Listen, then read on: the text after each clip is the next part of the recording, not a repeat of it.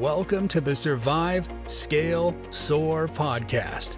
Hear and learn through the success of others how to build the life and business you deserve. Learn to overcome failure, what it means to seek out growth, and how to become the best possible version of yourself. And now, here's your host, coach, entrepreneur, husband and father, and author of the #1 best-selling book, Survive Scale Soar, Jeremy Williams.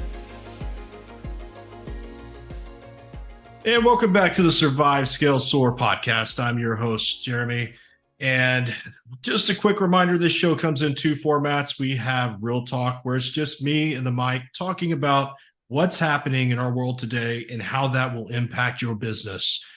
And we have Success Talks, which is the opportunity to talk with some of the top people in their respective fields. They share with you what has made them successful and maybe even some of the struggles along the way. And today is a Success Talk. And I am honored to have on the show a good friend of mine. We were just talking before the show. We have known each other now for 10 years. And it's Donald Thomson, real estate agent brokered by Keller Realty, the Woodlands and Magnolia out in the Woodlands, Texas. Donald, welcome to the show. Hey, thanks for having me, Jeremy. 10 years already. 10 years. And you know, to have the common bond of being an Aggie too, that just makes this episode extra special and something somebody should tune into. Yeah, I mean, we were talking. So I was at Champion School of Real Estate when I met you at a career fair, Keller Williams. You were at Keller Williams at that time, and you were one of the people that brought me to Keller Williams for sure. So, and I'm still grateful for that. Well, I'm glad to have you, and it's been fun to watch even from afar, watching you grow your business over the years. And I want to jump into that today. I think there's some great things that you can share with our listeners, and that's going to help them, finish out the year strong, but more importantly, have a great 2024. The market's a little bit different right now. I'm seeing some great things that are going to open it up a little bit here in the near future. And there's some things that we could be doing right now in our business, and you do them really, really well. So I want to talk to you today, Donald, about working your database. Tell me about your database and why it's so important to you. Yeah. Our business is 99% referral based, and that comes from that database. I was fortunate. I grew up in Houston, so I had a lot of built-in people that I knew. You may remember I once sold ice hockey on the border of Mexico in Laredo, Texas. I used to be in the sports industry, sports business. If you could sell ice hockey down there on the border, you could sell anything.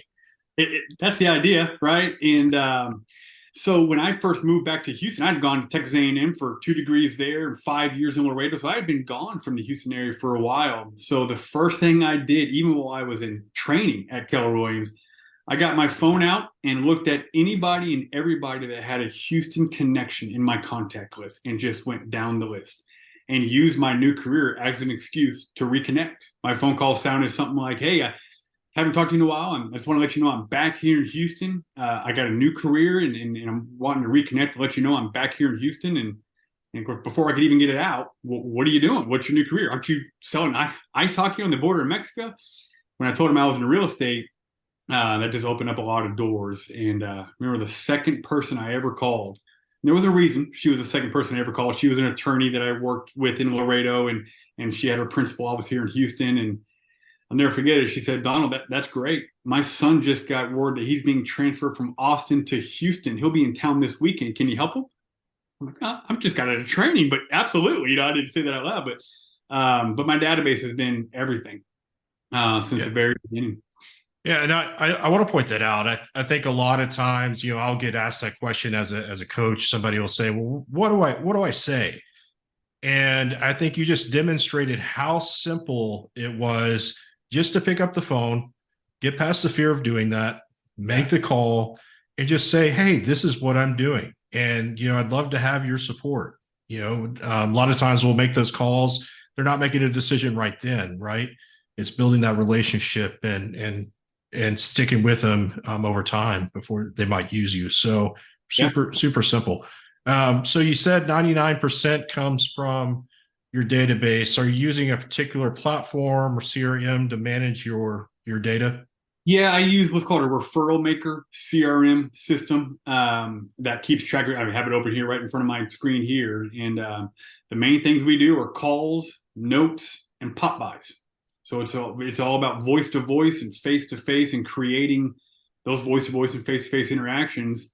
You talked about here at the end of the year what we do. Our biggest thing every year is we have a large client Christmas party. We call it a posada, kind of a Mexican themed posada at our house.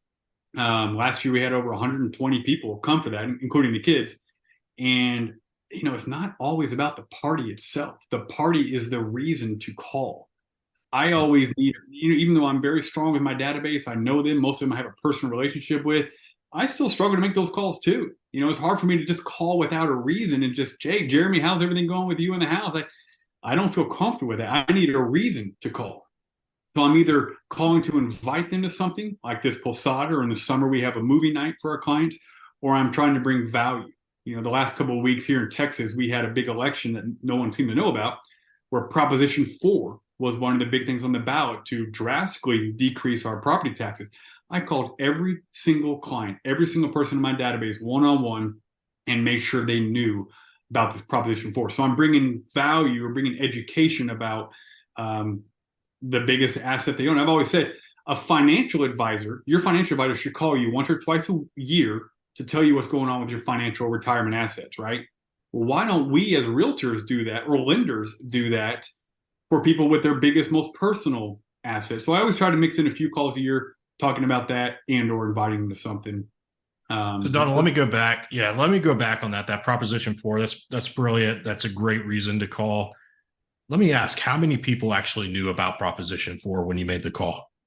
Called over 100 in a couple of weeks, 5. I remember I was thinking it was about 4 or 5 because it was less than a handful. I actually knew about it, and that's just knowing about it. But, okay, which one do I vote for? Is it a yes vote? Is it a no vote?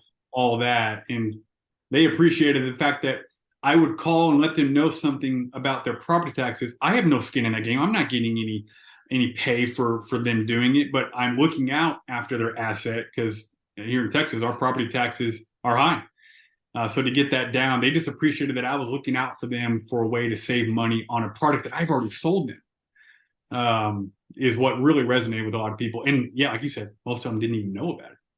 Yeah, it gives you that genius factor when you call. It's like, oh my gosh, Donald knows everything, and they remember that value you bring. So when that time comes again, and they get that itch to buy, sell, or invest in something, who are they going to call? They're going to call the person that's informing them constantly. Right, top of mind awareness, but I always talk about it's a 3-level thing. When someone's thinking about real estate or knows someone who's thinking about buying or selling real estate, yeah, it has to start with top of mind awareness, right? But it has to go beyond that. It's one thing to, oh yeah, Donald, this person's thinking about selling. Donald pops into mind, but they got to like you as well. It's one thing to say, yeah, Donald, he's a realtor. He's a real jerk. I'm not going to refer him. So they got to know about you, like you, but then believe that you're the right person to help them. That competency. It's one thing to think Donald, he's a good guy, but I don't know if he can really be the one that can help my mother. So you got to overcome that jerk part. So gosh, yeah, you can't overcome the jerk part. It don't matter who you are, but so it's 3 level. But that's the relationship aspect of it. I mean, I'm a relational person by nature. I genuinely like my clients. They made a big impact on me as well. So yeah, I want to look out for that and bring them value to it. And sure, when the time comes, my philosophy is simple.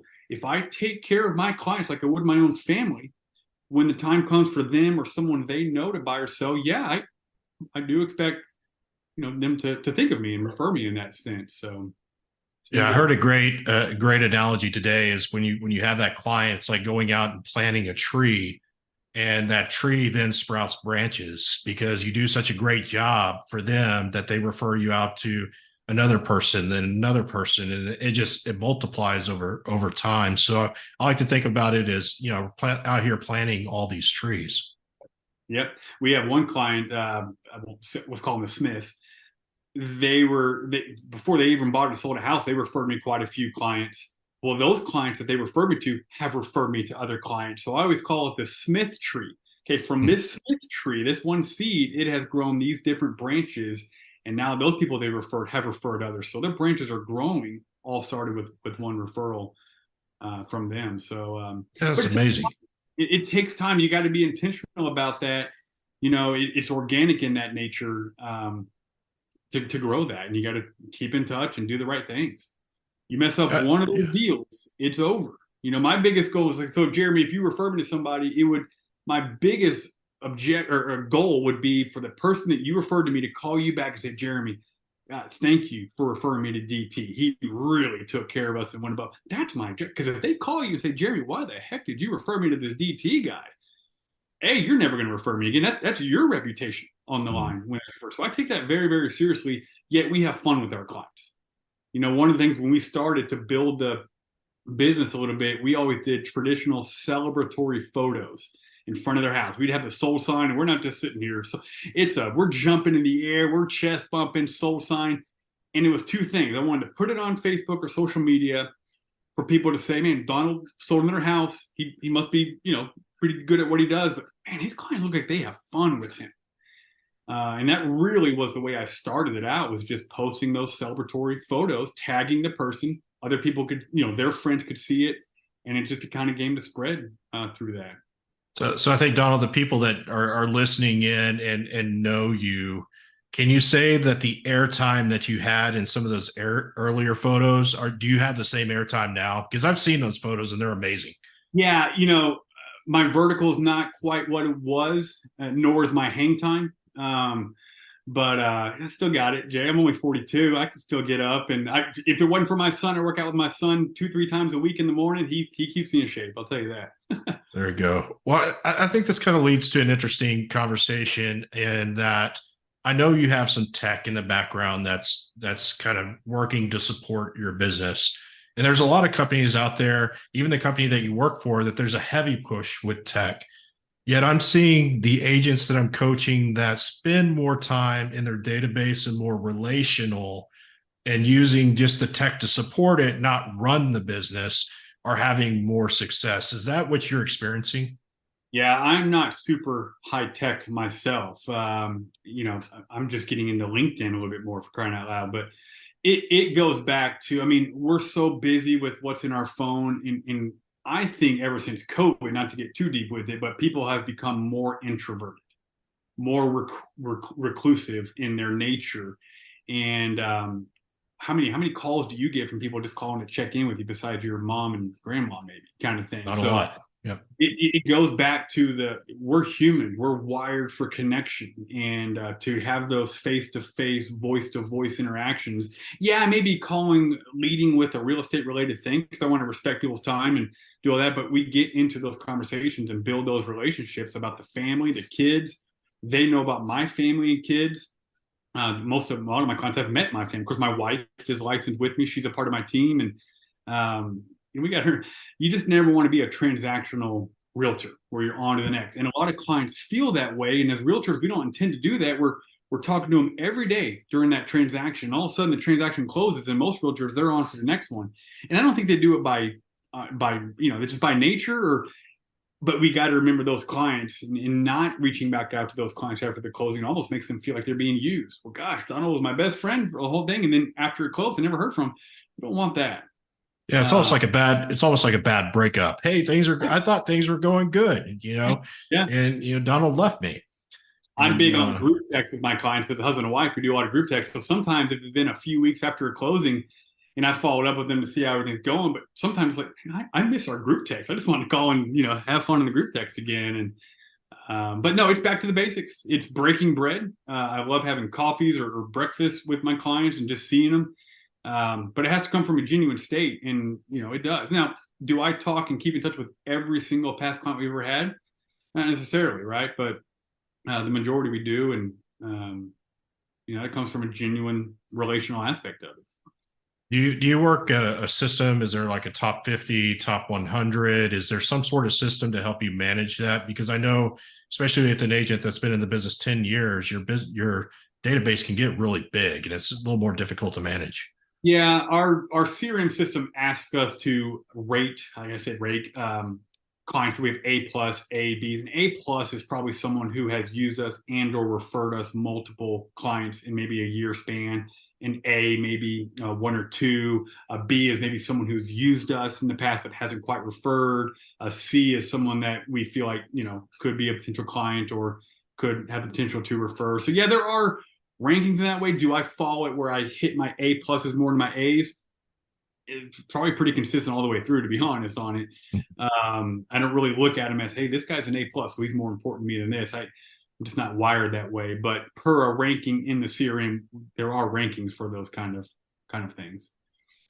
How much time do you spend in your CRM? You talk about adding notes and making these calls and following up with people, or maybe you go out to a breakfast and you come back and update your CRM. How often are you touching that?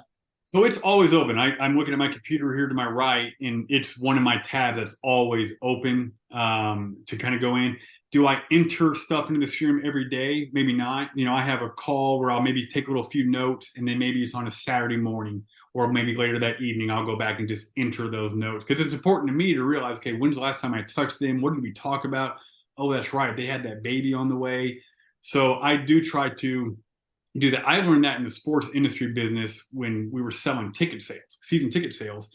Ticket sales reps were a revolving door of that. So we had to have a record. The way the CRM guy told us is, hey, if you were to be let go or just move on, the next ticket sales rep who gets that client, how will they know anything about that client unless you enter that data into that CRM? So I'm pretty thorough, detail-oriented kind of person to begin with. So that's something that I actually enjoy doing. So I'm pretty on top of it. Do I enter every single activity in there? Probably not, but I'd like to think the majority of it, because that's my book of business and I need to stay on top of it. What are you most passionate about? What do you like doing most as a lead generation method for your business? Is it the events? What is it you enjoy most? Probably so. Because again, I'm relational, so I like that face to face. Our favorite thing is our annual Christmas posada party, and we go all out. My wife's really good about coordinating that stuff. Like I said, it's here at her house. We get 50 dozen tamales. My wife's making a bunch of pozole. And boy, if you never had pozole, Jeremy, I'm telling you, especially my wife's. We got Santa, piñata, and it's just creating an event where people can come to your home. It's more unique. And I really learned that working down on the border in Laredo. I remember being invited to a person's home one time for a dinner. And especially in that Hispanic culture, that's a very big honor to be able to receive that and to be invited. So we've always wanted a home that we could invite people into ourselves and have that. And this year we did a movie night. We rented out a movie theater. It was the Indiana Jones premiere. We had those. That was always fun. I was decked out as Indiana Jones. People thought I was actually Indiana Jones, right? You can't really blame them, right? But I see it. Those are my favorite things. And then just the calls. I like calling people and telling them about this Proposition 4 where they can save taxes. That's fulfilling to me, knowing that it's helping them, especially in these times where it's high inflation, high cost, high insurance, high taxes. If there's a way that we can save that, I want them to know that. That makes me feel good. You've been in the business now 10 years and you've had a lot of success. I've watched you from afar. You're a successful agent, top agent. Thank you. What do you think has been your biggest challenge and how did you overcome that? I guess the biggest challenge to start with is just starting. You hear a lot of people say, I could have made more money flipping burgers my first year or so selling real estate. It's just getting out of that comfort zone and making those initial calls and putting yourself out there, being a little vulnerable to put yourself out there to make those calls and reconnect with people without the drunk monkey on your shoulder making it seem like you're a salesman. You're just bothering them. It's getting over that call reluctance to call, but having value when you do call. And now I would say it's one of the most challenging times in the business too. You got record high interest rates, slowed demand, a lot of stuff going on there, and it's a challenge too. But you keep building into that database, you can overcome it. But there's always seasonal. Sometimes you have issues with clients, but just the start, getting over the hump and getting over the call reluctance mentality to just get out there and connect. People need to hear from you. And if you're calling with value, you should call. So I think those are always the day-to-day struggles of connecting. If there's one piece of advice, whether it be a seasoned agent or a new agent, just based on your observation of what's happening in our markets today, what is one piece of advice that you could share to help move them closer towards their goals? I mean, I'm sorry to keep sounding like a broken record, but it is to dive into that database and don't deflect away from it. I mean, your database, if you've been in the business long enough, is your gold. And, you don't want to go out and run and hide. It's kind of like if a big company is undergoing a big PR issue, what they say is get out in front of it and control the narrative of those kind of things. So just staying in front, you have to find your database of champions that are going to then get you. And when you do get those clients, you have to treat them like they are your own family. They are everything to you, because if you do it right, the referrals and repeat business will come. So it's something new. But the biggest piece of advice is grow that database. And if you don't have a database, your job is to grow a database. Go and meet people, whether that's networking, whatever it may be. But be genuine in that, and look at it from their perspective of, what do they need from me? If you, like Zig Ziglar always said, he'll help enough people get what they want, they'll help you get what you want, kind of thing. And it's that mindset. We're servers. I used to be a waiter. We are serving that client and looking out for their best interests in a world where everything's skeptical and people wonder what the value of an agent is and all those kind of things. A person who really understands it, they get it. And when I asked that question, I knew that was going to be your answer. And I asked it specifically because I knew that would be your answer. So those are listening today, if you don't have a database, you don't have a business. And like Donald said, go grow one. Go make one happen. If you're a seasoned agent, make sure that you're nurturing it. Make sure that you're adding and feeding it constantly. It is your business. And if you don't have one, or you're not nurturing it, it's gonna die off and not serve you well. So I asked that on purpose, and you got the right answer. So you get an A+ today. Well, let me add to this. Like I said, I always need a reason to call, right? And you can't be doing the same things over and over, just inviting them to parties. You got to bring value. Biggest thing that turned our business around was hiring a coach. So we got a business real estate coach who, 10 years into business, it's more of like, hey, I know what I need to do. I need to learn how to hit this outside curveball a little bit better. So it's refining, it's the mindset, motivations, and methodologies of success.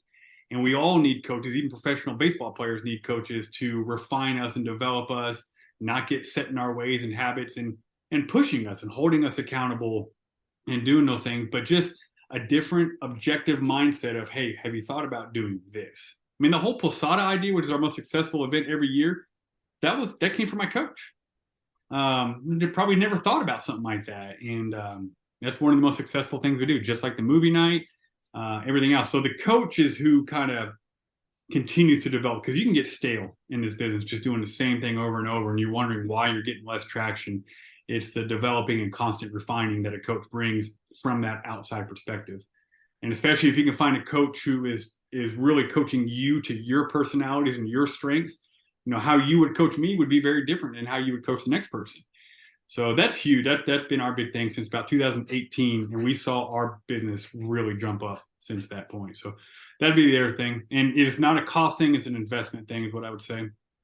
I appreciate that. And for you to say it, not me, I think that's powerful, because there's a lot of people that I'll have those conversations with, and they don't understand it necessarily coming from a coach. But when they have somebody that has success, and it's because of the coach that's helped them, and the coach is just there, right? The coach is the igniter. At the end of the day, Donald still has to do the work, still has to do the business.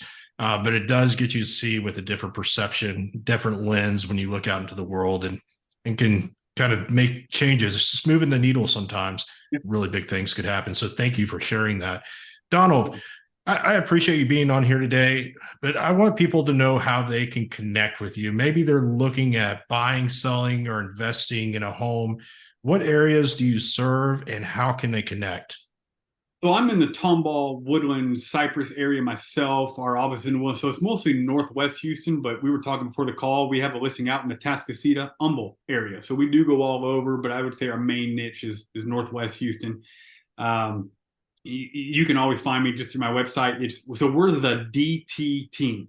Does not stand for the Donald Thomson team. DT stands for dedicated, trustworthy. So the DT team. And if you ever Google me, the story of my life. My last name is Thompson, but I do not have a P in my last name. So if you Google Donald Thomson and spell it normally, there's actually another realtor named Donald Thomson in Houston. Wrong person. So our website, thedtteam.com, is probably the best way.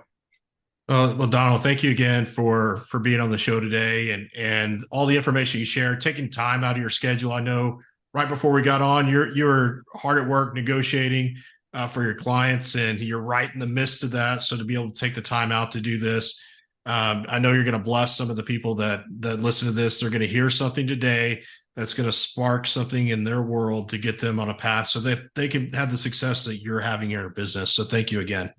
I'd love that. Thank you. You're very welcome. Thank you.